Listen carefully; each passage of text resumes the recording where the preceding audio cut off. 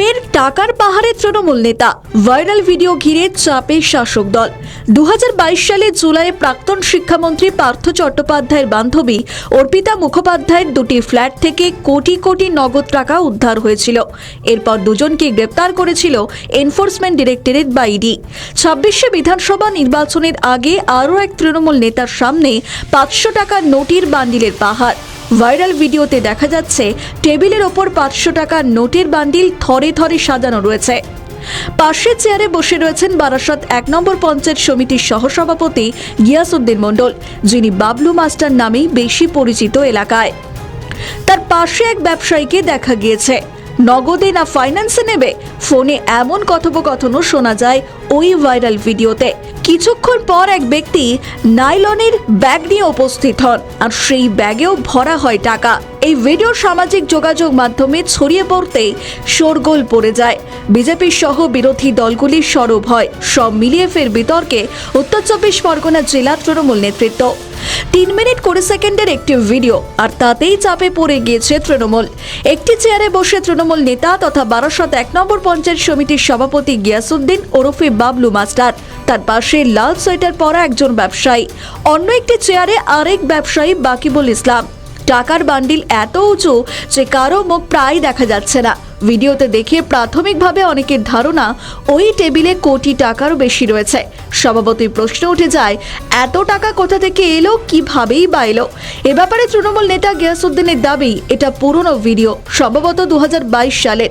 আমি সেখানে উপস্থিত ছিলাম। অন্যদিকে ব্যবসায়ী বাকিবুল ইসলামেরও দাবি, এটা আগের ভিডিও।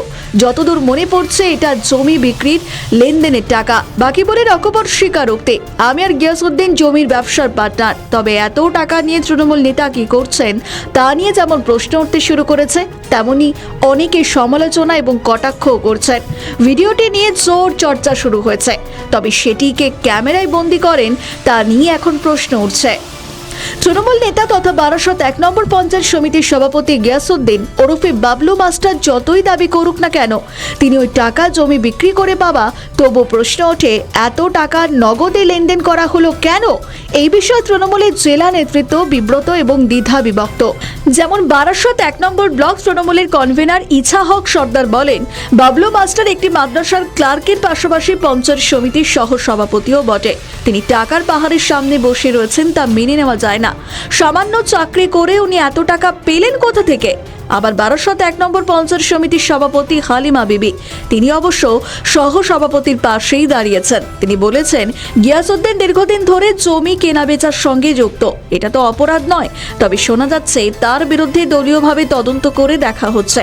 অপরদিকে বিজেপির রাজ্য কমিটির সদস্য তাপস মিত্র বলেন, গিয়াসউদ্দিন আদতে জমি মাফিয়া, এলাকায় কান পাতলেই ওর কীর্তি শোনা যাবে।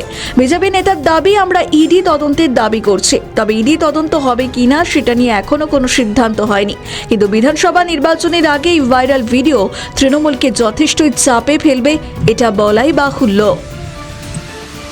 আমাদের ভিডিও ভালো লাগলে লাইক ও শেয়ার করুন, কমেন্ট সেকশনে আপনাদের মতামত জানান। আরও ভিডিও পেতে আমাদের চ্যানেলটিকে সাবস্ক্রাইব করুন এবং প্রতি মুহূর্তে খবরের আপডেট পেতে প্রেস করুন বেল আইকন।